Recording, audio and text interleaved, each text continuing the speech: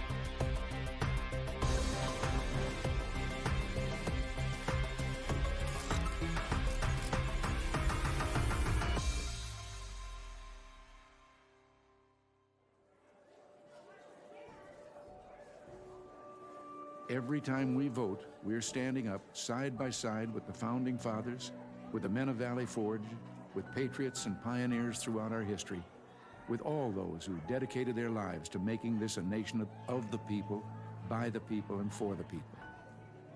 Elections are the lifeblood of our democracy. They are the mechanism by which the American people choose who is going to rule on their behalf and for their interests and welfare. Without elections, there would be no way for the American people, for us, to exercise our legitimate sway on the future direction of this country.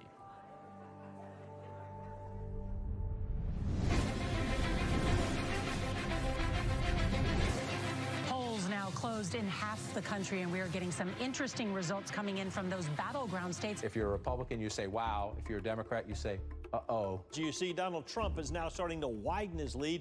President Trump now with 54% of the vote. The president right now has the lead in the Keystone State. We're going to have a great night, and we're going to have, much more importantly, we're going to have a great 4 years.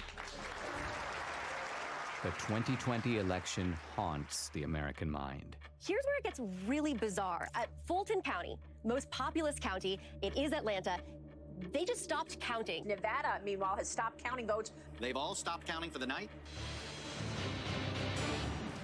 All right, welcome back. This is CNN's special live coverage, 10:31 a.m. on the East Coast. Why am I giving you the time? Well, if you managed to sleep last night, things changed. You may have gone to bed thinking this election was headed one way, and then you woke up and you saw things were different. Also overnight, Joe Biden pulled ahead in the state of Georgia. Joe Biden takes the lead in Pennsylvania. Okay, we have an announcement to make. Joe Biden has run for president 3 times, and the 3rd time has turned out to be the charm. One side insists it was the most secure election in U.S. history. Let me begin with one immutable fact. The 2020 election was the most secure election in American history. It was the cleanest election, the safest election, the most secure election ever run. And make no mistake, there has been no evidence of any significant widespread voter fraud. Let me say it again. The 2020 election was the most secure election in American history. Period. This same side accuses anyone who disagrees with them of perpetrating a big lie or the big delusion. The big lie keeps getting repeated. The big lie is just that, a big lie. And despite a relentless media barrage, the other side remains convinced there was widespread election fraud. What I saw was not a secure and transparent election. Poll watchers claim the Travis County Clerk's office is locking them out. Last night there was a major software glitch that actually delayed the counting of all of the ballots. I look at election fraud, and I want to look at secretaries of state who illegally changed the voter laws without the permission of their state legislature. There have been numerous attempts to prove election fraud. A van dropping off ballots in the early morning hours of November 4th, 8 hours past the deadline. She said her mother was in a nursing home and did not have the mental capacity to vote. We've obtained video tonight that shows a man dropping several ballots into a drop box. Scottsdale woman pleads guilty to casting a ballot in her dead mother's name. Shows a man buying a registration form for an absentee ballot from a voter, giving him, quote, pocket money, unquote, of $200. Yet courts have refused to consider these cases on the merits. The Supreme Court rejecting an effort by Republicans to reverse President-elect Joe Biden's win in Pennsylvania. The Supreme Court has rejected the Texas-led effort to toss out election results in 4 key states. Even some Republicans dismiss the idea of systematic fraud and call for us to move on. Fraud did not play a role in the outcome of the election. The election was fair as we've seen. We simply did not win the election as Republicans for the presidency. Rather than reject what happened on the 6th, reject the lies about the election, and make clear that a president who engaged in those activities can never be president again. But we can't move on unless we know the truth. Many other issues arise out of the 2020 election. Did the January 6th protesters go to D.C. to mount an insurrection? It wasn't an insurrection, it was a primal scream. To protect the Constitution of the United States against enemies foreign and domestic! They wanted their elected leaders to adjudicate the claims of election fraud. The left's claim that this was the most secure election is also the foundation for the widespread censorship on social media of the so-called big lie. This morning, President Trump waking up without his favorite megaphone. You will never again see a tweet from President Trump. But is it a big lie? Is it a lie at all?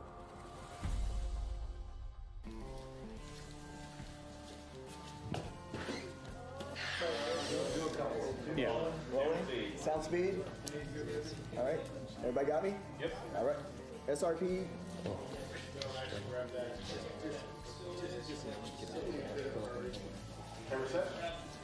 Ready? Set. Hey, I'm Dinesh D'Souza, and this is Season 1, Episode 1 of my new podcast. I started my podcast in early 2021 to speak the truth. But by simply asking questions about election fraud, you get booted from YouTube and Facebook.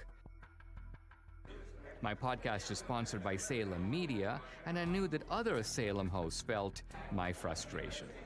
Larry Elder, Dennis Prager, Eric Metaxas, Sebastian Gorka, Charlie Kirk.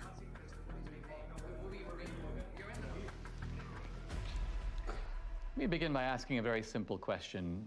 Do we feel confident or comfortable that we know the truth about what really happened in the 2020 election? I'm agnostic on this question, and I am awaiting more information. What about you, Eric? I think Dennis is a coward. I think, no, honestly, it's almost funny to me you say you're agnostic. And I think most Americans know that we don't know what happened and are not okay with that, by the way. I'm supposed to believe that a man who didn't campaign or campaigned from his basement got more votes than the first black president in America. I don't believe it. Charlie? We have crumbs. We have some evidence here and there that the picture is far from complete.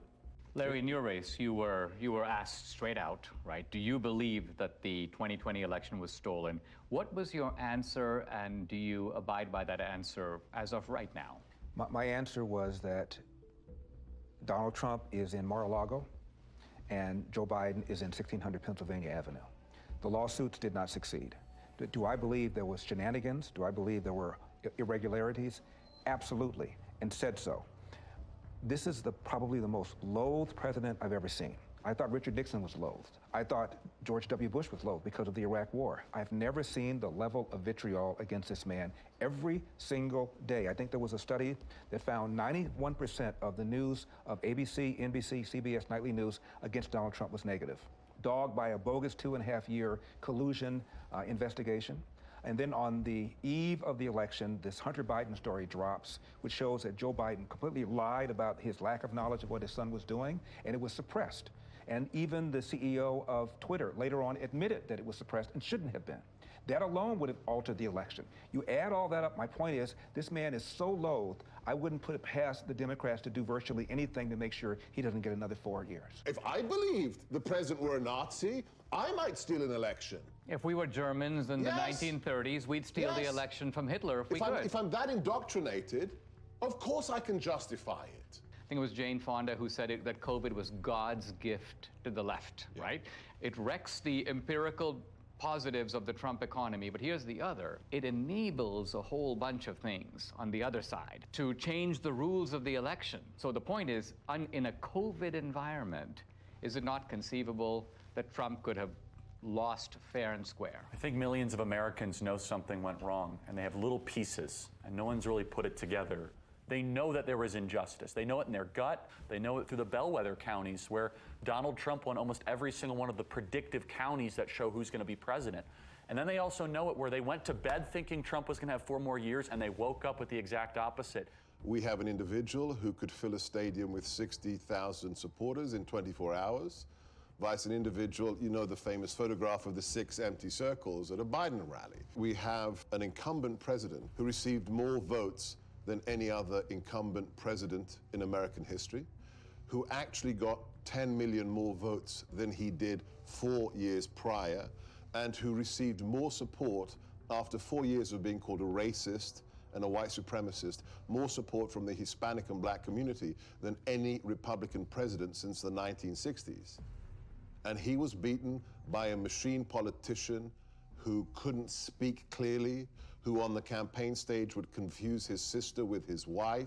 It just stinks. Now, is it possible that the very success of Republicans down ballot, I'm talking about Republicans running for the House, running for the Senate, running for other races, the fact that the Republicans as a party did pretty well, but Trump lost, doesn't that work the other way and undercut the idea that there was systematic fraud? It's an anomaly. Because if he really, when a president really loses, he has tails. What is it called? Coattails. Coattails. And the down ballots lose. But they won. Why didn't they cheat on all of those? Why didn't they cheat in Virginia with Youngkin? And who's to say they didn't cheat? Not all attempts at cheating succeed. You're right. One other question. In the Republican Party, I keep hearing people who seem annoyed at the revisiting of the 2020 election. Their attitude appears to be, let bygones be bygones. Let's just move on. I think the reason that many Republicans are saying let's move on is because bold accusations require bold evidence, and they haven't seen it. And because they know how vulnerable they are and how much they're going to be bashed. Well, yeah, you're called a sore loser. You're called a conspiracy theorist. The people who say that, let's move forward, are people in the elite who see Donald Trump as an anomaly. You will not win in any district in this country because you have said that the 2020 election was a fraud. And if they can't win on this issue, then don't use it. Well, it doesn't have to be the only issue, but their unwillingness even to speak up about it, I think, is despicable. Show me the proof, and I'll bet you they do speak up. Just like I will speak more, and I'm not running for office. But I have not gone on board of, I know for a fact this was a fraud. Show me the money. In other words, if Warner Wolf, let's go to the videotape. Now look, I mean, the Democrats, they have a history of voter fraud. Going back to Tammany Hall in the 19th century, we fast forward to LBJ stealing his first race in Texas, John F. Kennedy, the allegations that he stole the presidency with voter fraud in Texas and in Illinois. They've done it before. I mean, you can have someone who has a criminal record and they're fully capable of robbing a bank, but did they rob the bank? Well, it looks like it. What does our friend Catherine think about all this? Catherine's been a little quiet, but I think that means that they're working on something. I think that you should give her a call and see what she thinks. Hi, I'm Catherine Engelbrecht, founder and president of True the Vote.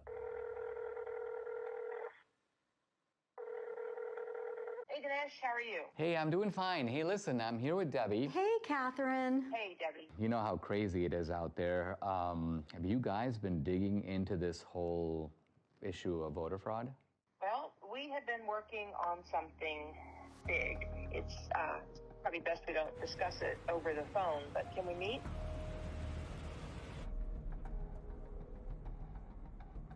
I've been working with Greg Phillips. I don't know if I've ever introduced him to you, but he has a deep background in election intelligence. He's worked projects all over the world. He's a massive 30-year experience. We decided to test a hypothesis, and we went really big. And now we have something that we think you're going to really want to see. So I'll send you the address separately. Now, Greg Phillips, what's your background that prepares you for this kind of work? I've been in and around election intelligence and integrity for about 40 years. We've done investigations literally all over the world. It's a combination of data acquisition, data analysis, occasionally some in-depth data mining. Our ability to draw meaningful conclusions that link the who to the when to the where is significant in the space.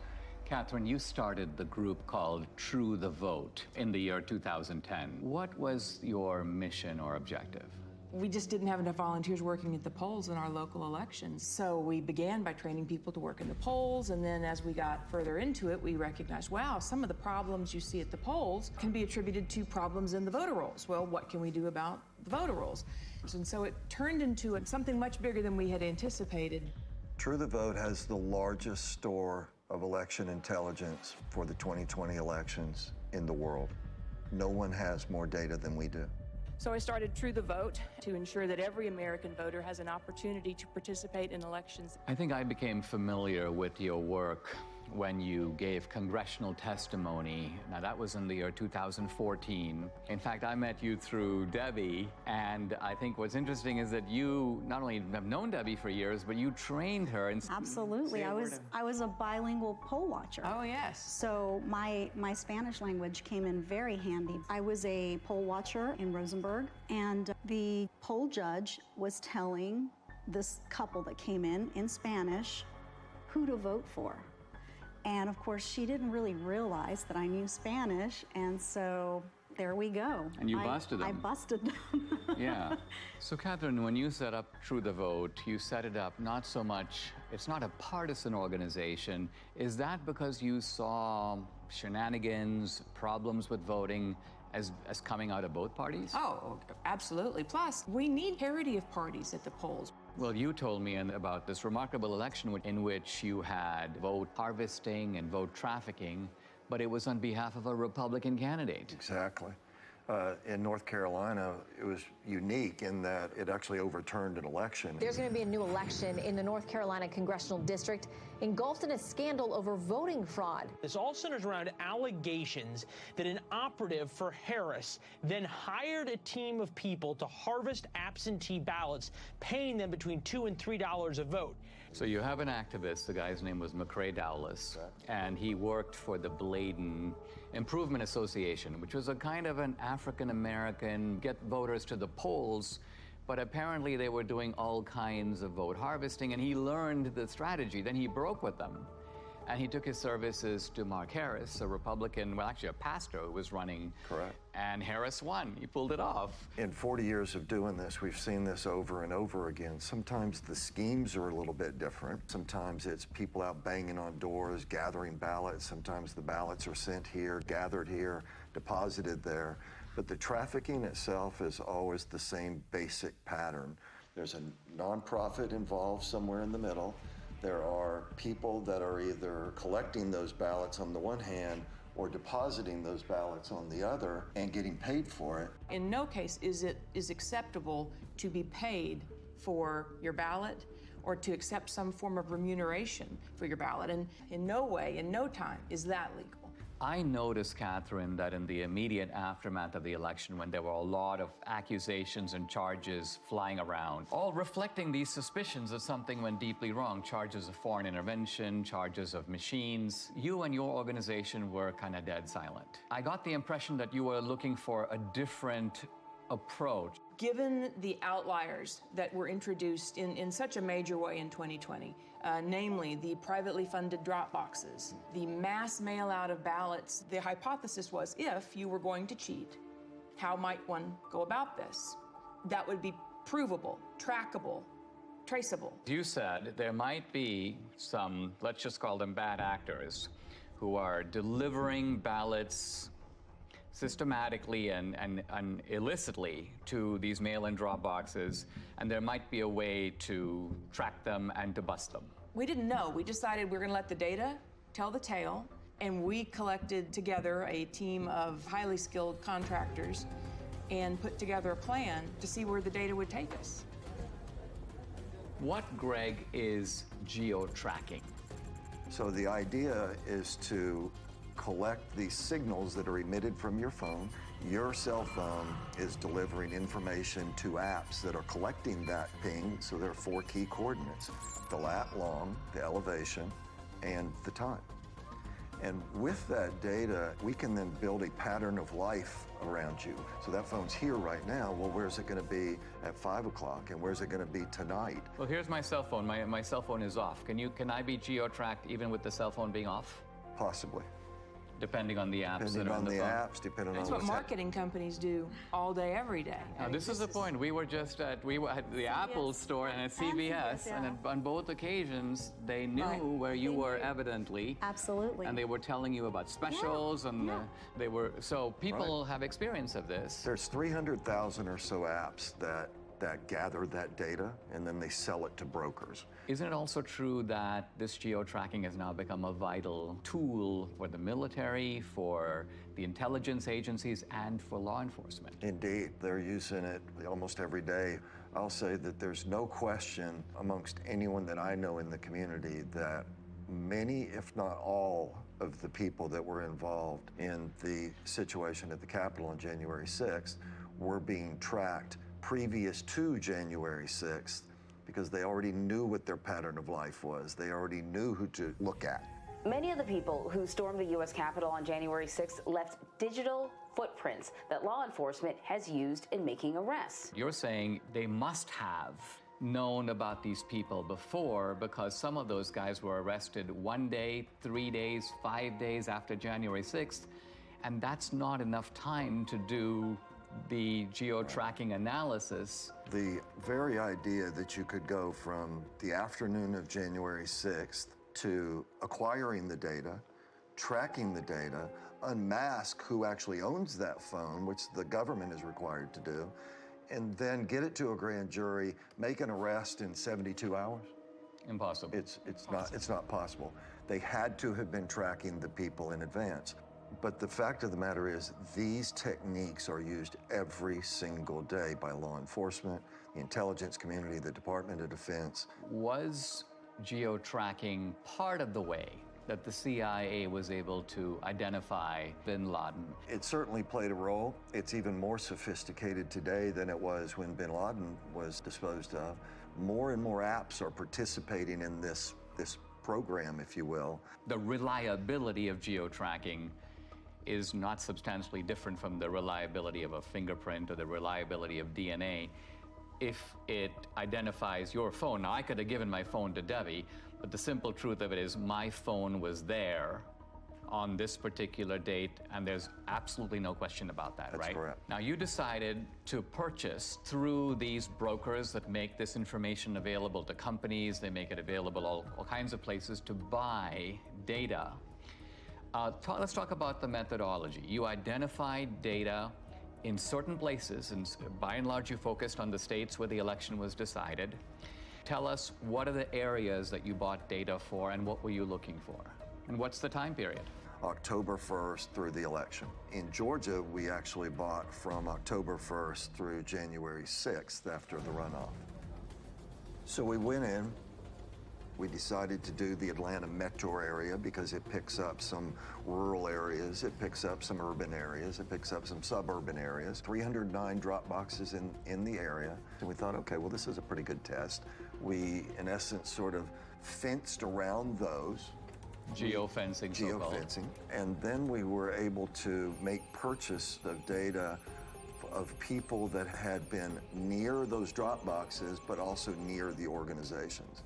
Across the country, we bought 10 trillion signals. When they give you this data that you then have to go through, what does this data look like? Well, it's a massive data transfer. We have more than a petabyte of data. You're talking about transacting hundreds of terabytes, so it's a significant move of data. You have 10 trillion signals, that's a lot of signals. So what was the criterion that you set? Final decision was they had to have been to 10 or more drop boxes, meaning unique visits inside of a space, and 5 or more visits to one or more of these organizations. Those were the outliers. It was such an aberrant pattern. So what you're saying, I mean, it seems to me there's no reason for someone to go to even 2 drop boxes, but you're saying that maybe there's a conceivable reason someone did that. Let's identify a large number of drop boxes and multiple trips, and that way we're going to catch not all the offenders, right, but the worst offenders. The way we would describe it is we want to absolutely ensure that we don't have false positives, meaning including people that should not have been included. We're not in any way saying that this is all there is. We're just saying that based on our criteria that we identified in Atlanta, 242 people that went to an average of 24 drop boxes in 8 organizations during a 2-week period. 242 mules. Now let's pause for a second. What is a mule? When we started the project, we had to figure out how are we going to describe the individuals and the elements involved. And to us, it felt a lot like a cartel. It felt a lot like trafficking. It can be trafficking in drugs, trafficking in humans. In this instance, it's ballot trafficking, and so we began to use that vernacular. A mule is, by our definition, a person that is involved in picking up ballots from locations and running them to the drop boxes. So you have the collectors on the one hand, you have the stash houses, which are the nonprofits, and then you have the mules that are doing the drops. What do we know about them? Who are they? Well, first let me say, this is not grandma out walking her dog. Bad backgrounds, bad reputations. We've had, encounters with several that are, not terribly positive. Violent guys. Can be. They are interested in one thing, that's money. Do we know, by the way, how much they get paid? According to the people that have shared information with us, it's generally $10 a ballot. In the Georgia runoff, that number was higher. 2020, of course, was the year of the Antifa riots, the BLM riots, and it was all going on in the months and weeks leading up to the election. Right. And so in the data, you have geo-tracking data of the drop boxes, but you also have data on the rioters. There were several different violent BLM Antifa riots in Atlanta. In one of them, we had 36 of our mules participate in these violent riots. There's an organization that tracks the device IDs across all violent protests around the world. We took a look at our 242 mules in Atlanta, and sure enough, dozens and dozens and dozens of our mules show up on the ACLID databases. So again, this is not grandma out walking her dog. These are, violent criminals sometimes. There's not just a criminal element, but there is an ideological element, and that there's an overlap between people. I mean, you're not going to go to an Antifa riot and find it overpopulated with patriots or Christians or Republicans. These are people on generally the far left. And turns out that these are people who also help to make up the mule population. I think that's also borne out in our target organizations themselves. They're not like Republican organizations. These are left-wing Democratic organizations, yeah. Let's zoom in here. So the mule is the delivery man. The mule is the delivery woman. And what you're saying is they have a starting point or multiple starting points, and then they have the end point. And the end point is the drop box. That's right. Right? That's right. But you're saying that they get the ballots from somewhere, and then they go deposit them in multiple drop boxes. One of the questions that will come up in the work that we've done is, well, how do you know that this wasn't just somebody that's got a big family and they just deposited a bunch of ballots once? Or how do you know that this person didn't just work at a location that is near a drop box and so they're constantly going by a drop box? And the elements that are additive here, the going to the nonprofits, the ability to identify the pattern of approach to a drop box, and that it is going not past a drop box and on, but directly to a drop box and back to another point and then to another drop box. All of these things. I mean, isn't the timing significant? If some guy's going to a drop box at 2 a.m. in the morning, presumably he's not like out for a walk. Right. So we're going to show you a visual, a pattern of life that someone can see and look at rather than just a whole spreadsheet of numbers, being able to look at it in this manner. What you see here on the screen is a single person on a single day in Atlanta, Georgia. They went to 28 drop boxes in 5 organizations in one day. What are the orange dots? Those are drop boxes. And what is the blue tracks? That is a smoothed out pattern of life so that we could take the sort of the movement of the individual cell phone signals, marry them together into something that's visual so that you can see movement on the individual. To get to some of these drop boxes, you had to be intentional. You had to get off the highway, you had to go on surface streets, you had to turn in somewhere in order to get to those drop boxes. And the circles, I take it, reflect the nonprofit centers. Are that the places where the ballots originate? The stash houses, where the ballots are collected and handed to the mules to take to the drop boxes. Now let's move over to Arizona. How many mules in Arizona? A little over 200. A little over 200. In Phoenix alone. The reason I think this is all very significant is because these were very close states, right? What was the margin in Georgia? 10 or 11,000, I think, in the end. In the end. And Arizona also extremely close. Yeah, very close. Then you moved on to Wisconsin, but our initial look was in Milwaukee. Gross numbers were a little down, but the average number of visits to the drop boxes was up. So instead of having only 24 unique visits, I think we averaged 28. I mean, maybe I've heard people in Milwaukee are really hardworking, and maybe they just went overtime. And then let's go to Michigan. We have more than 500 mules that we've identified in Michigan. Again, the number of boxes is lower. Now, where in Michigan? Detroit mainly, but we have people in Detroit that went to more than 100 drop boxes. 100. I mean, this is stunning because it's like, I cannot think of a rational, kind of innocent reason for someone to do that. It just doesn't exist. No. So any reasonable person would say, you're onto something big here. We should take a closer look. Let's go to Pennsylvania, critical state. I think it was Pennsylvania that really gave Biden the election. Philadelphia alone, we've identified more than 1,100 mules at rates well beyond anything we'd seen. Closer to 50 drop boxes each. Each guy going to 50 drop boxes? Each. 1,100. We saw people driving back and forth to New Jersey across the bridge. But you're saying the ballots may not even be from Philadelphia or from Pennsylvania. We're saying somebody should But investigate. you're saying that the origin point appears to be Jersey.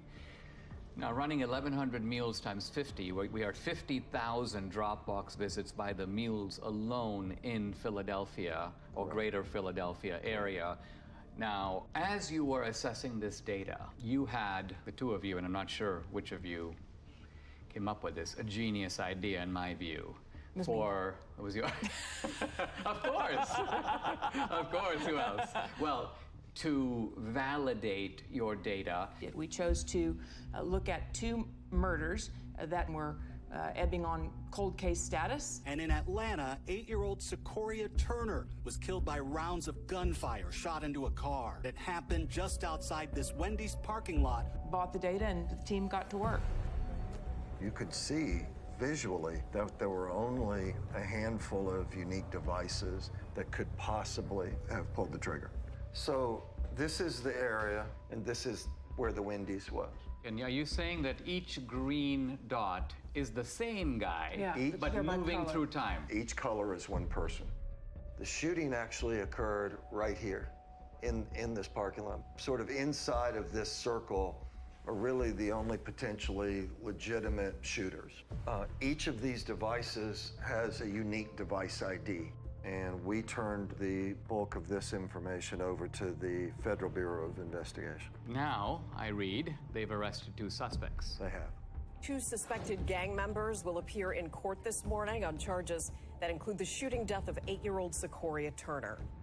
And isn't it true that this tracking, these movements, this parallels exactly the work you're doing with the Mules? Exactly. It's one thing to have the scientific evidence, which is persuasive on its own merits, but do you have video evidence? We do. How much of it do you have? 4 million minutes of surveillance video around the country. Official surveillance video of these mail-in drop boxes? Yes. How do you get it? You can file for open records requests. Any citizen can do this. It was a very difficult series of steps that had to be followed to procure the actual surveillance video. Do you have video in Georgia? We do. Is it video from the presidential election, the runoff election, or both? Both. Do you have video from other states? Some video from Arizona. We have recently learned video was specifically turned off on particular drop boxes. In which state? Arizona.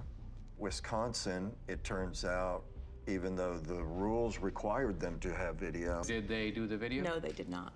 There should be video on every drop box. Indeed. Given today's kind of cost of technology, it would not have been that hard to do it. And you sent me a screenshot, Catherine, where you were requesting video, and I believe it was the state of Georgia saying this video does not exist and we can't tell you why it doesn't exist. Right, that was in Fulton County. We have correspondence like that from a lot of states. In the absence of video, and that geospatial data is key to decoding, what the greater scheme was. But in the case of what we're going to show you now, what kicks it up a notch is that we have the geospatial data to support the video. Let's talk about some of the videos. So we're going to show you a couple different ones. This particular individual we have in a number of different locations at a number of different times. He's actually a mule. This is the official surveillance video of Georgia. Absolutely. And so as the person pulls up, they don't even bother parking. Of course, in the middle of the night, so why would they? It gets out, approaches the box. When people walk up with intention to cheat, they look around, they basically walk fairly quickly, they try to stuff them in, they try to get out of there. In this case, he drops a few on the ground, pick them up, stuff them into the box. And then he hustles back and hustles out of there. So this is what it looks like. It doesn't necessarily look like, hundreds of ballots being stuffed in. You don't need a whole lot of fraud, you just need a little in the right places over time. Is there a way to estimate, or even roughly, how many ballots are being tossed into a box at a given time? It might be 3 or 5 or 6 or 10 or something like that. The idea is to stay under the radar. And as Greg said, the number is, 3, 5, 10 ballots. But then they're not done for the day either. They're going place to place to place, day upon day upon day. And so that will not show up in your chain of custody documents, your tracking documents that would identify a big blip. I mean, they're not going up and dumping in, buckets full of ballots. On the other hand, we've seen circumstances where it appears that buckets full of ballots showed up.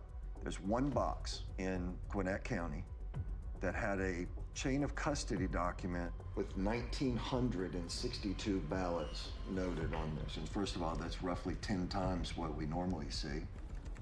We sorted through the geodata, found a few hundred people. Okay, well, that's pretty odd. We have video of all of this. And guess what it shows? 271 people approached that ballot drop box during that 25-hour period. 271. 1,962 ballots were deposited. Wow. Here are election officials pulling out of that drop box 2 full duffel bags containing over 1,900 ballots. Let's look at another one. Yeah, let's take a look at... Interesting thing about this person is the device seems to live in South Carolina. So this person isn't even from Georgia. She was here during both election cycles but is not a resident of the state. But as she approaches the drop box, she never looks at the trash can, right? She's looking the other way. But the other thing she has is she has gloves on. What one of our analysts noticed was these surgical gloves only appeared from December 23rd forward in the runoff.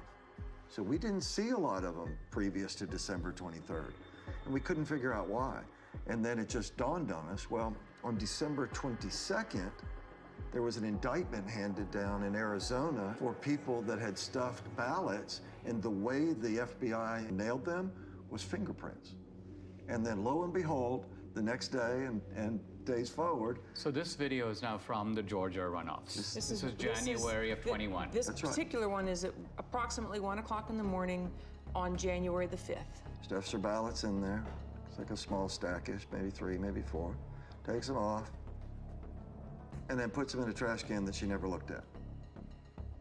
So she knew it was there. She knew it was there, right? And so we have her on a number of locations. She's an out-of-state mule, and then this is in no way the only drop box that she attended. That's right. No, she's goes to dozens and dozens over the course of these 2 elections. Who's next?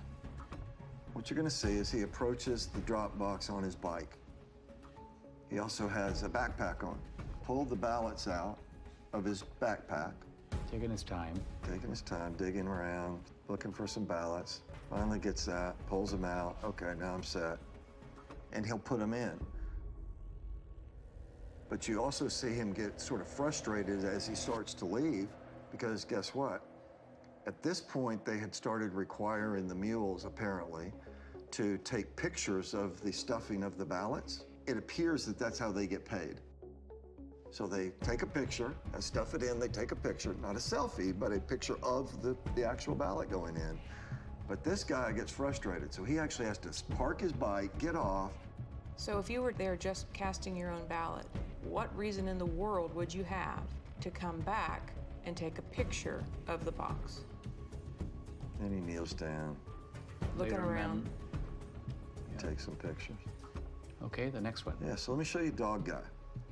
So Dog Guy, middle of the day, this is actually at a polling place. So the people in line are waiting to go in and vote early. They're doing it the right way. Okay, now you've got some other people gonna walk up. This lady doesn't care, but this next guy cares. He's watching the whole thing. The guy looks up, talks to him. Got the ballots under his arm already. Now he's got the rest that he pulled out of the bag. And he's gonna get his camera ready to take the pictures as he puts them in there. If you consider the brazenness of this, right? This is the middle of the day. There's people sitting there watching you cheat. People that are doing it the right way. But it's difficult for them to know what to do, except observe and maybe say, what's going on here? What did I just see? They wonder, what does this all even mean if this is happening in broad daylight and nobody's doing anything to stop it? And so these are the kind of things, 4 million minutes of this. This was an organized effort to subvert a free and fair election. This is organized crime. You can't look at this data in its aggregate and believe anything otherwise. That's especially true when you consider that in places like Georgia, it was only decided by 10,000, 12,000 votes. And you look at 5,000 visits just from our mules, it's not a leap to say, yes, this would have made a difference. Adding these numbers up, we have 2,000 plus mules based upon not searching these whole states. And remember, we're only talking about a small number of states. We're not talking about the whole country. We're not even talking about whole states. We're not even talking about whole states. Right, that's right. And we're also talking about a gross undercount of the actual number of mules because you set a high bar. They had to go to 10 drop boxes. So if there's a mule who went to 7 drop boxes, you wouldn't catch that guy. And they had to go to nonprofits. So they had to meet those 2 criteria and then go to one of the geofence drop boxes. If they met the 2 criteria but went to a post office box, we're not going to look at them. One of the slogans of the Democrats through all this debate has been, make every vote count. And I think we can now see in a chilling way that this is kind of what they mean. What they mean is, it doesn't matter if all kinds of illegal ballots are being dropped in, let's just count them. Now the narrative needs to be that this is the most secure election. This is the most fabulous election we've ever had. Pay no mind to the millions of Americans that are saying something is not right. This does not make sense. Nothing to see here, just smile and wave, boys. I mean, wouldn't it be an accurate summary to say that these voter bills that the Democrats are desperate to enact, to federalize the election, isn't it that they want to take all these special provisions that have enabled what we've described, or you've described in the 2020 election, and make it permanent? If we don't wake up and do the hard, roll up your sleeves work that it's going to take to reel this all back together, then yes, all the pieces are in place for our election system to be in permanent lockdown. And it will be done under the watchful eye of a media that will tell you it's all just fine. It seems like they are subverting democracy in the public pretense of protecting it. Absolutely. And it won't stop unless we stop it. If I look across the swath of Republicans, this is not the kind of issue that they seem to be comfortable with. It's almost like they would rather endure. That's right. As I said, well, it's a gamble, right? Because the ones that are enduring are currently elected and in power. When you watch these brazen acts and nobody says a word because they're scared that they're going to be sued, because they're scared that they're going to be canceled, because they're scared that they're going to be silenced, that kind of chilling effect is exactly what they want. And as I said, on the other side of fear is freedom. If you never get past the fear, you're never free. Let's sum up what we know. Do we know for sure that this was not, in fact, far from, the most secure election in history? It was not.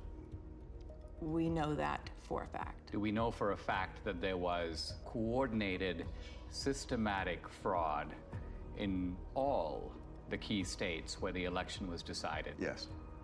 Yes. And therefore, does it follow that the people who suspected fraud, even though they didn't have the proof, their suspicion was right? Absolutely. Their instincts are right.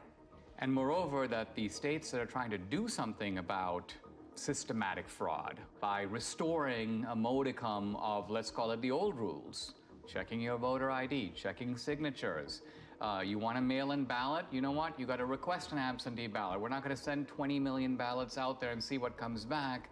That these voter integrity laws, far from being voter suppression, are actually a legitimate way to make sure that the people who vote are actually eligible to vote. 100% accurate. That's absolutely correct.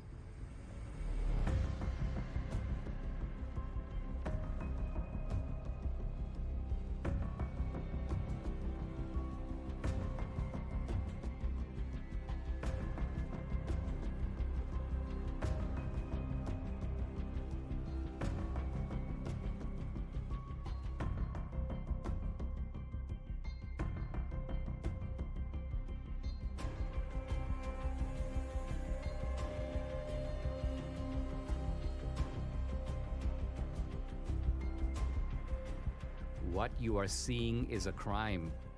These are fraudulent votes. In 2 of our 5 key states, you were allowed to give your ballot to be delivered by a family member or a caregiver. This is vote harvesting, but it's not the same as ballot trafficking. In no state in America is it legal for nonprofit organizations to collect ballots and pay mules to deliver them to mail-in drop boxes.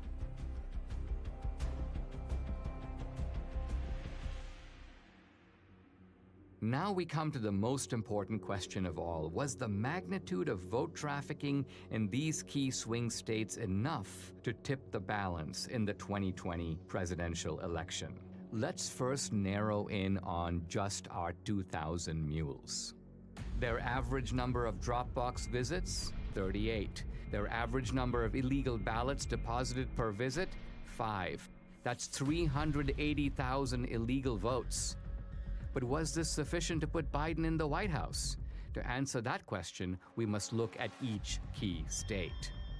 In Michigan, 500 mules, averaging 50 Dropbox visits and 5 illegal ballots per drop.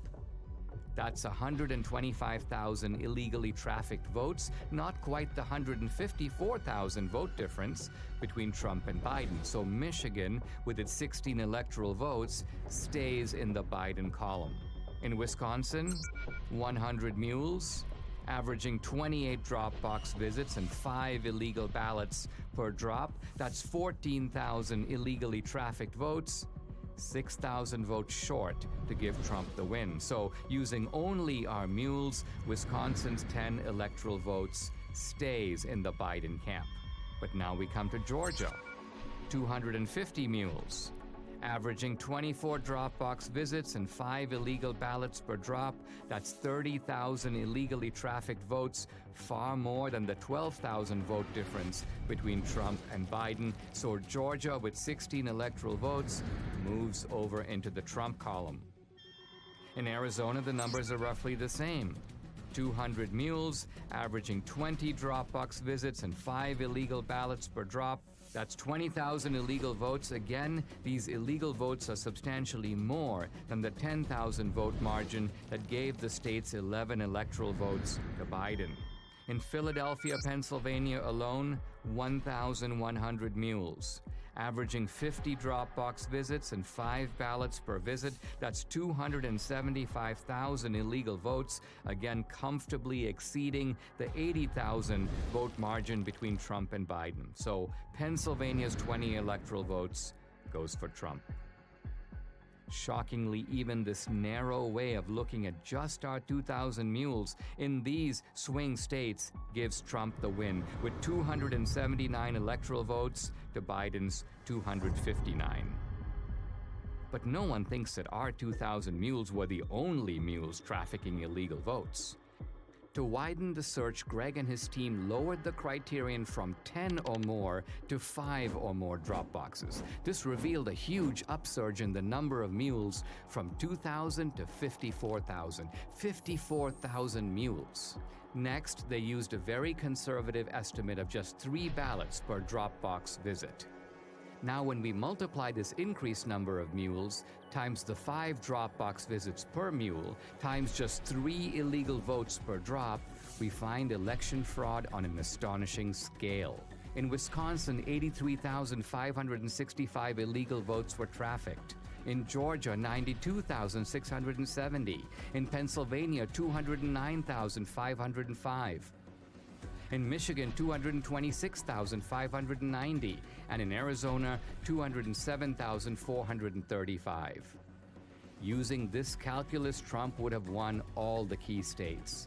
And the final electoral vote, 305 to 233. I wanted to get my Salem colleagues' take on what I'd learned here.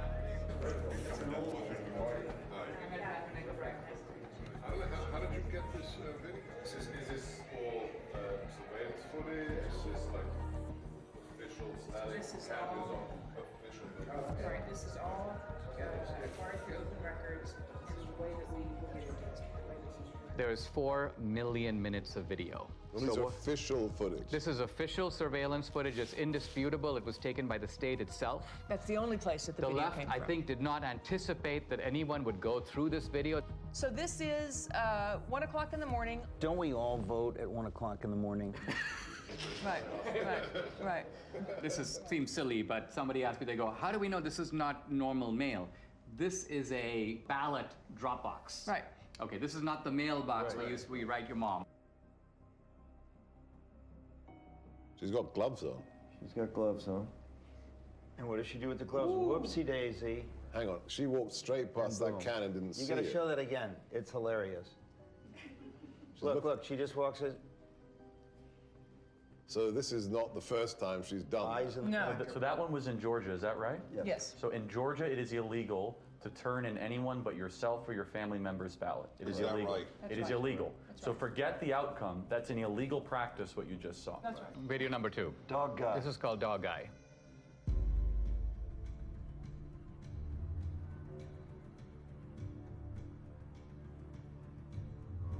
He's taking pictures.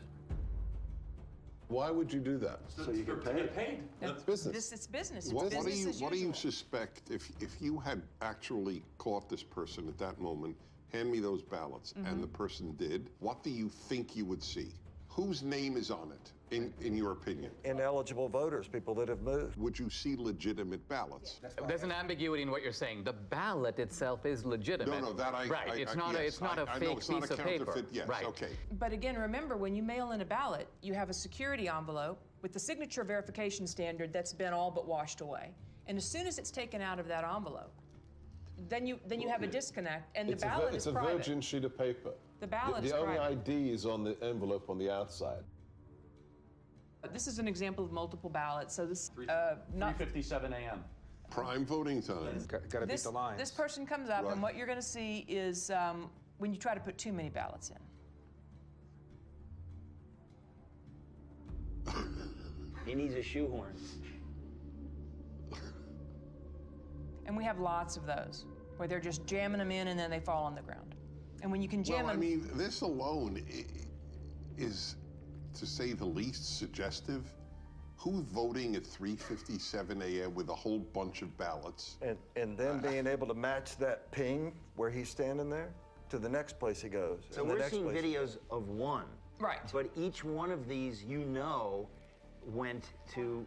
On average, Do you have 23 video times. of the same guy going different places? Yes. Right. This is their pattern of life. So in one night, this person, this mule, went across 6 counties to 27 different drop boxes, 5 different organizations. In one night. So he was getting the ballots from the organization. Correct. So, yeah. The Republicans had no idea this was going on during the election. Trump, to his credit, tweeted out in July, mail-in ballots are a disaster. Yep. And he was attacked so hard by Kemp and Ducey and so many. But he didn't have this information, obviously. His instinct ended up being right. This is the tip of the iceberg. You're talking about extraordinary criminal activity, but there's a ton more, you would guess, that you have not even touched. You are talking about 200,000-300,000 ballots that were just harvested in only your geolocated locations. But you are talking, what, 5% of America? Less. Less than 5%. Okay. So the case closed. Sorry, gentlemen, lady.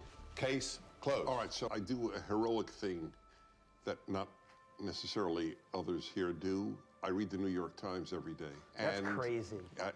We're sorry for you. It's my martyrdom. They claim all of these places we have found maybe 4, maybe 50 phony ballots. These aren't phony ballots. Right, No okay, one's so ever, wait, this is a very novel... Wait, they're phony names. No. There's no name on the ballot, Dennis. Okay, let's say we got access to every single ballot thrown into the ballot boxes. Would we be able to prove this is a fraud? It's the perfect crime because it cannot be curated after it is committed, because the evidence has no connection to the person who is meant to be voting.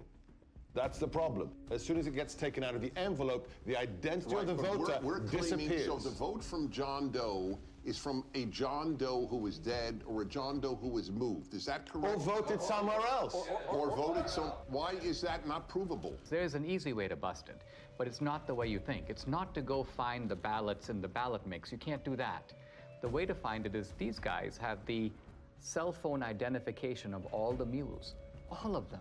So law enforcement has to step in at this point, and their next step... What were you doing 7 times? Is to go interview the mules. Who paid you? Right. Where'd you get the money? Will any state's law enforcement do this? This is a big question. The mules aren't going to fess up. They know they're participating in something that is Well, you've got them on videotape. You've got 2,000 people who are committing felonies. Right. I'd like you to just reflect about what you've learned today and how you're feeling and thinking about it. It's just sickening to me. This is jaw-dropping.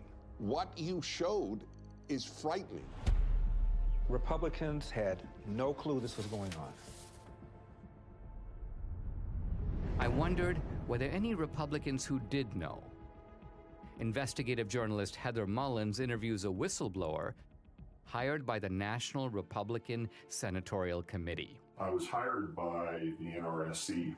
My job was basically to watch the ballot boxes. And this was for the early voting in Georgia. So that started on December 14th. It ended on the 31st of December. And we would monitor that box from 8 to 8 all day long. So consequently, during those that 2 weeks, I monitored those boxes indiscriminately. I would move around to the different areas in the boxes and watch them 30 minutes here, an hour there. And then I would start to see things where I'd see people walking up with backpacks, and they were unloading large numbers of ballots, stuffing them in the box. Recorded some of that and took pictures of it and dates and times and those things. I spotted plates from Texas, from Colorado, South Carolina, North Carolina.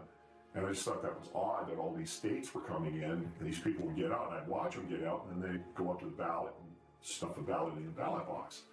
I thought that was kind of odd. So, we took pictures of those things. When we took pictures, recorded license plates and those things.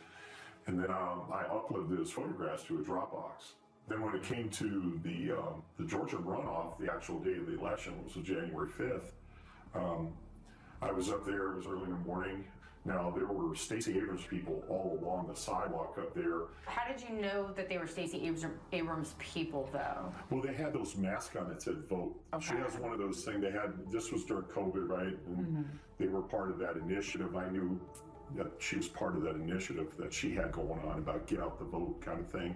So it was Democratic Party and it was Abrams people that were, they were all interacting with each other. And then the local Democratic Party chairman was there also. About 6:30 that evening, we noticed there was a couple, a female couple. These two ladies had run up and they had a big stack of ballots. And we were standing there and they tried to shove the ballots in there. And I'm looking at her, taking pictures, and the other gentleman took some video and everything. And she turned around and looked at us and she said, "What are you doing?" And I said, "Well, we're taking a picture." And she said, "Well, you can't do that." And I said, "Yes, I can." And she got mad. And she ran up the sidewalk and left. So you're saying the NRSC was made aware that there were people stuffing drop boxes at specific dates and times? Yes. So with what you witnessed during your time watching these drop boxes, do you believe that that was enough for law enforcement to get involved? Oh, definitely. But after several weeks, no contact or anything, and I just... Now, so you're saying, though, if somebody had contacted you, you would be willing to testify to these things and give those depositions under oath? I would have had to. Yeah. I would have had to.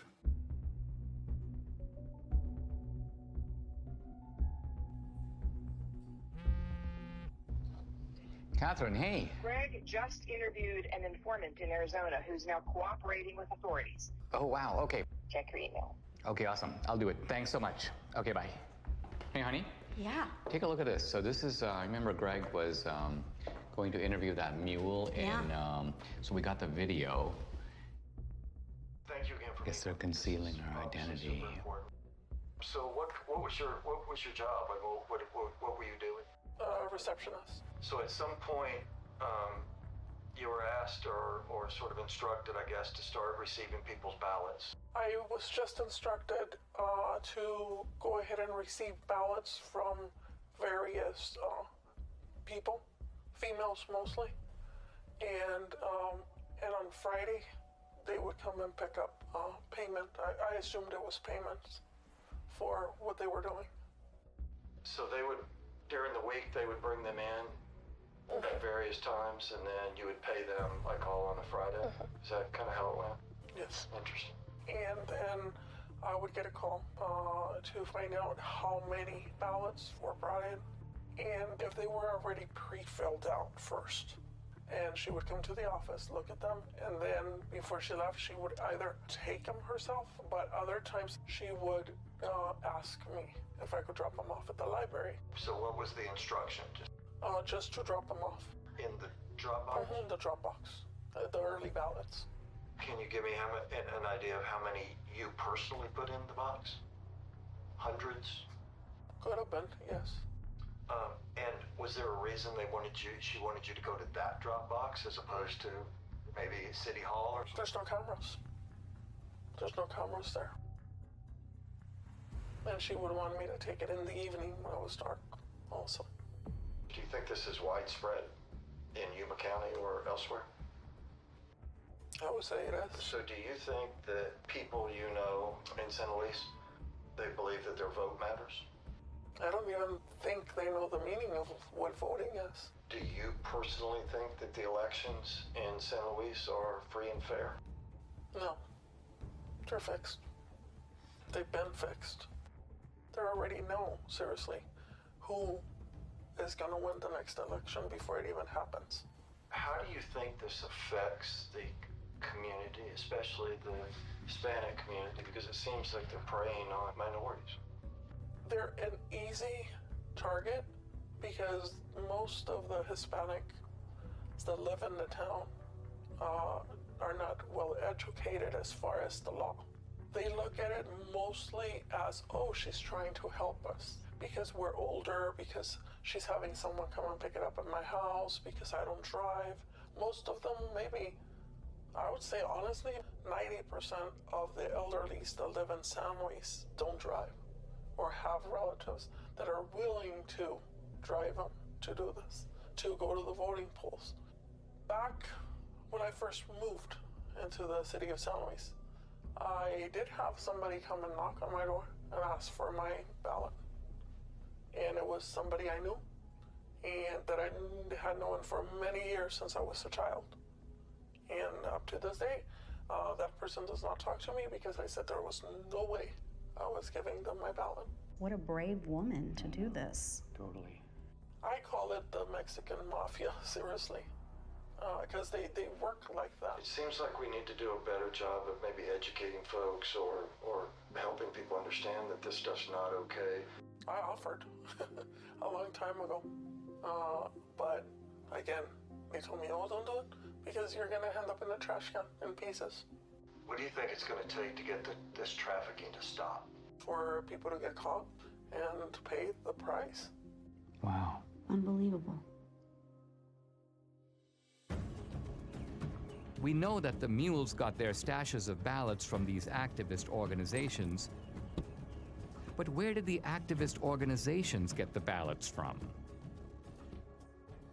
Hans von Spakovsky is a former member of the Federal Election Commission, a senior fellow at the Heritage Foundation, and co-author of the book Our Broken Elections. I will say election fraud is bipartisan, but most of the cases I see are, unfortunately, the Democratic Party. Hans, you just watched a mule kind of fessing up about participating in this trafficking operation. Is this kind of a mule operation something familiar to you? But unfortunately, this is so common in some parts of America, particularly the Hispanic community, that they have a special name there. There they call them politiqueros. And these are individuals who are paid by campaigns or political parties to go into neighborhoods and collect absentee ballots to pressure and coerce voters. People who observe election fraud have commented that absentee ballot fraud or mail ballot fraud is the easiest and the most common type of election fraud. Why is that? Well, because they're the only kind of ballot that is voted outside the supervision of election officials and outside the observation of poll watchers.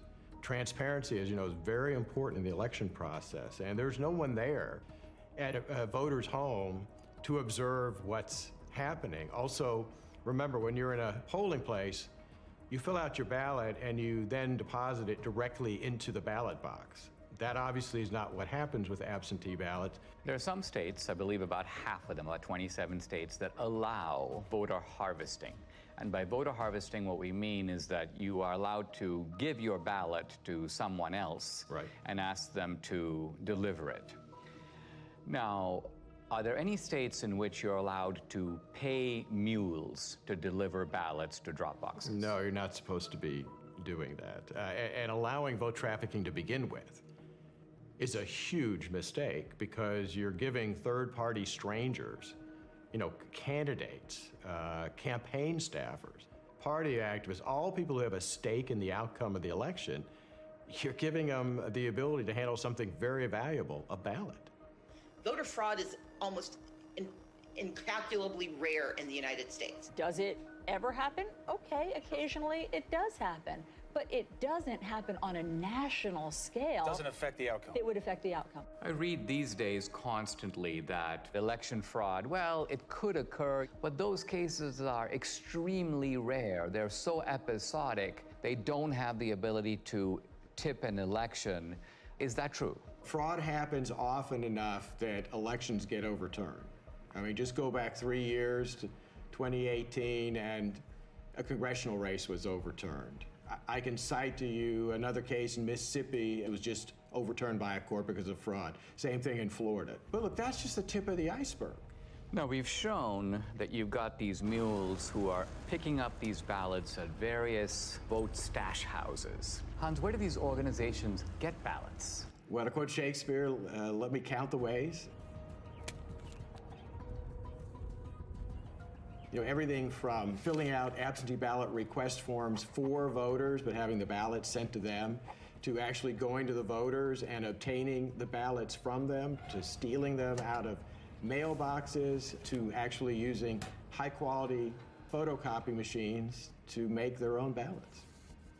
Look, these cases unfortunately go on all the time. You can go to 2018, which wasn't that long ago, in North Carolina. Leslie McCrae Dowless is accused of mishandling absentee ballots in North Carolina's 9th District. Dallas would frequently obtain this report from the Board of Elections looking for the date an absentee ballot was mailed and if it had been returned. Ginger Eason, who first told me she was hired to pick up ballots, and Kelly Hendricks, who testified she did the same thing. What would you do with the ballots after you picked them up? Take them straight to the office in Dublin and hand them over to McCrae. And I don't know what happened to him after that. I know there was stacks of them on his desk. There was testimony in the case that his staffers were falsely signing as witnesses on those absentee ballots. Because he had done this before, he actually apparently had signatures of voters from prior elections in his offices. Voter rolls are in notoriously bad shape. States do a very bad job of taking people off who are no longer eligible because they've died or moved away.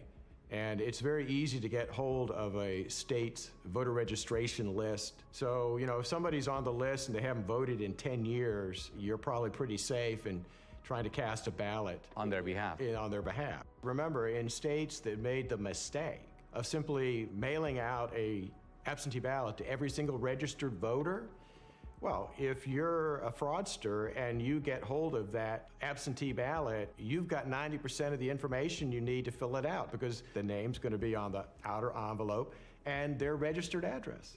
Let's follow the track of these mail-out ballots, right?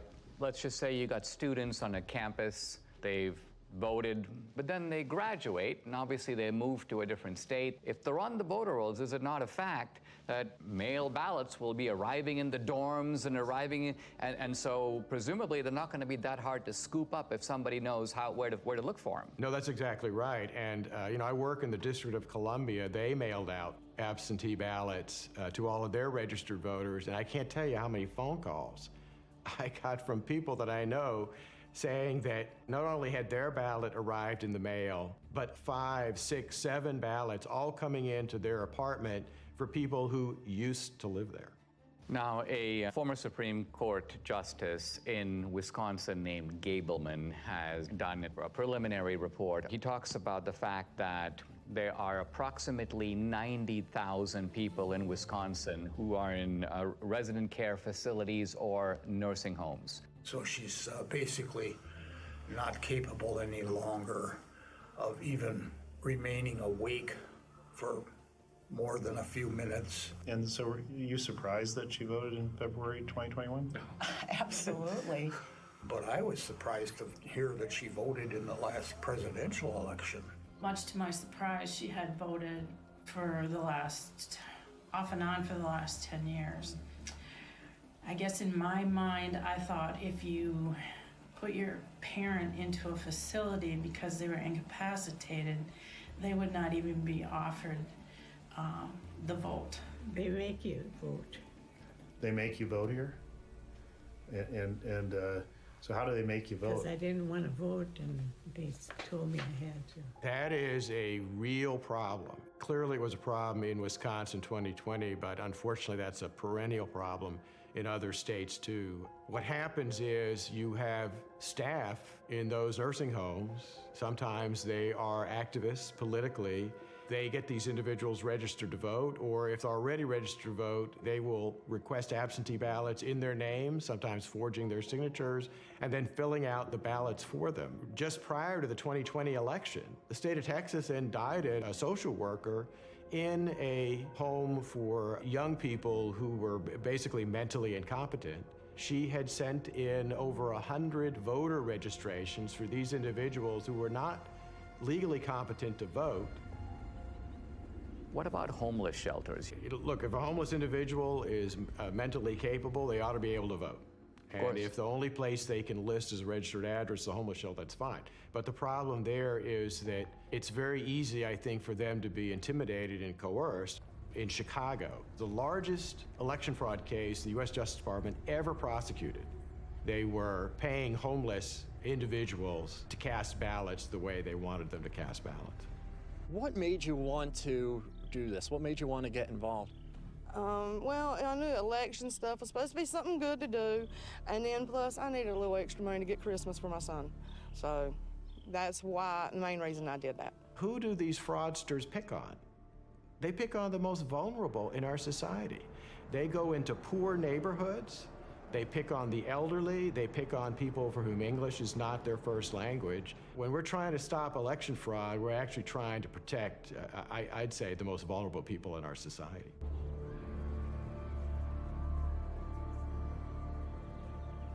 We now know where the ballots could have come from, but to pull off a heist like this on a national scale would take deep pockets.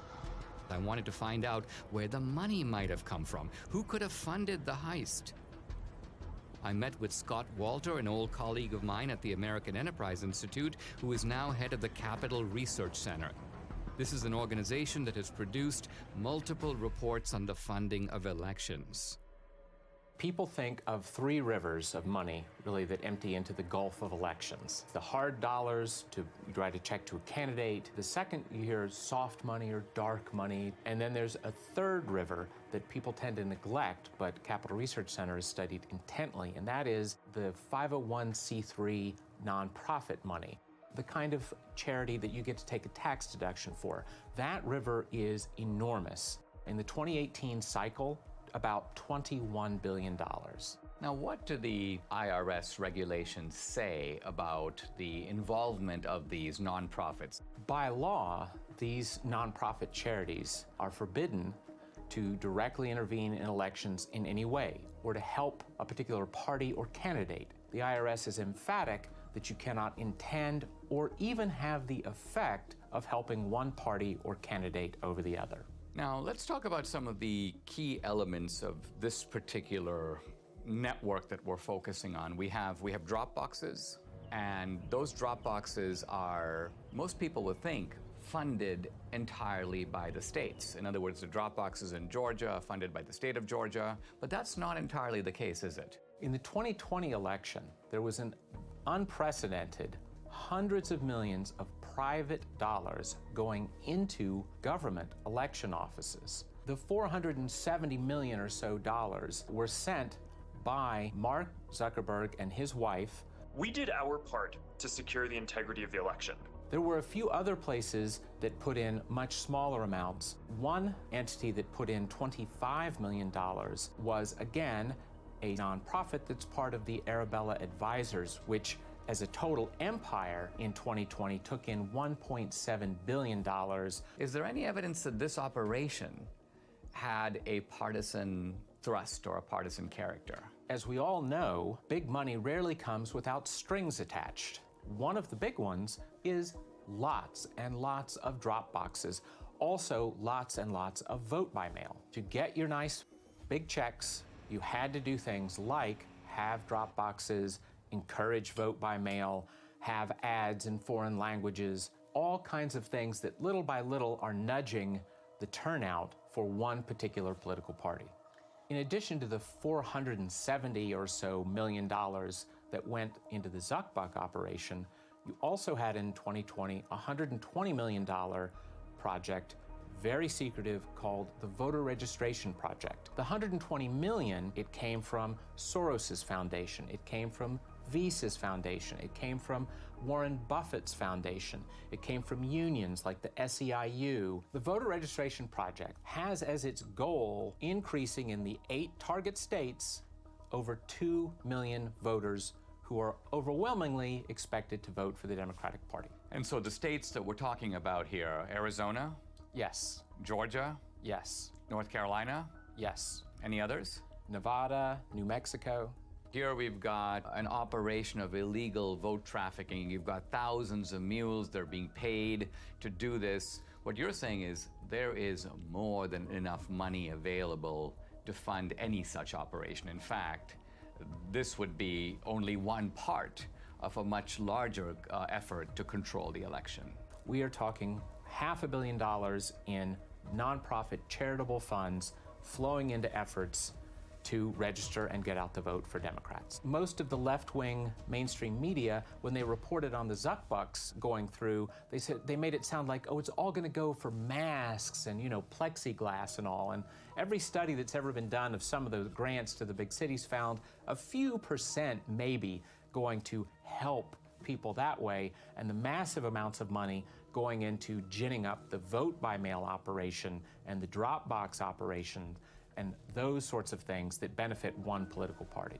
How confident should we be that this will be a fair election? They're sending millions of ballots all over the country. This is going to be a fraud like you've never seen. Trump predicted. He said the Democrats are going to cheat, that they're going to use the pretext of COVID, they're going to rig the rules in their favor. Nevertheless, Republicans focus their efforts on the campaign, while Democrats focus their efforts on the process of actually running the election. The two sides don't approach elections in the same way. The Democrats, they understand that the rules, the process by which elections are conducted is just critical. We must now face the chilling reality. The Democrats conceived the heist. They funded it. They organized it. Then they carried it out. They rigged and stole the 2020 presidential election. We cannot be okay with this. We cannot simply move on. Guys, I'd like to have your honest assessment on what you've seen, what you've heard, and what we can reasonably draw from it. What do we have empirically? We have data, geolocated, we have footage of people harvesting ballots. Do we know who those ballots were for? We can't know who they were for. However, you have to inject common sense. Are we saying that in the centers of Democrat-held districts, we are seeing hundreds and hundreds of visits to drop boxes with pro-Trump ballots? It beggars belief. It's ballot laundering. Looks pretty convincing to me. I don't think we'll ever know the full story. And what makes this crime so compelling and unique is that once the ballot enters the system, it's really hard to reverse engineer it. But when you have the cell phone geolocation data and then the actual footage of them doing what you would expect them to be doing, taking pictures of the ballots, taking gloves off, visiting multiple times, I mean, it seems pretty clear to me, and it explains the sudden spike in Biden's support that we saw late at night, the kind of instinct that people had. The control of the U.S. Senate went through Georgia with Chuck Schumer's majority leader, probably because of what we just saw. And I'd like them to answer the mules. If they say it's clean, then be honest and say, okay. They have two ways they'll try to invalidate it. One is minimizing and then slander. Yep. Right. So they'll try to slander Dinesh personally. They'll say, oh, Trump pardoned him or whatever. Therefore, he's trying to get back at Trump to try to reinforce the big lie. I could already see the headline of the Washington Post. Trump pardoned ally comes out with questionable movie. I predict right now they will say, what on earth is a conservative doing tracking private citizens? Gee, how dare, what is Dinesh D'Souza doing to voters at 3 a.m.? In fact, I mean, that'll be part of it. Intimidation will be the word. Right. The word will be intimidation. They'll say no person is safe. Communities of color are being tracked. People like in black neighborhoods are now going to have to fear for their life that their cell phone pings will be paired. And this is Jim Crow 2.0, Dinesh. I disagree that this is not going to be compelling enough. This is a smoking gun. This is O.J. Simpson being seen leaving the scene of the crime. I don't care how partisan you are. You can't dismiss all of this. How do you explain somebody going to a whole bunch of different drop boxes with a whole bunch of different ballots on the same night at 3:57 a.m. in the morning? How do you explain that? That alone. I'm sorry. I think a whole bunch of people in this country are going to go, oh my God. I think that if every American saw that, I think it would move the needle. However, their ability to keep their side ignorant is total. That's going to be impossible to keep a lid on this thing. Well, this movie is an Overton window moment, right? So documentaries can do this every once in a while. Michael Moore did it. He moved the Overton window on many different topics 20 years ago. Al Gore did it with climate change. It'll happen, as Ernest Hemingway said, gradually and then suddenly. Because it's not just how many people are going to watch this film, it's who's going to watch it. It's going to be lawmakers. It's going to be people that work for the Bureau. It's going to be someone somewhere with a conscience that has power and to say, this is a problem. It can't be dismissed. It can't be dismissed. They have ruined Election Day in the United States of America. That's provable. And that's enough for me to fight the left with every fiber in my body.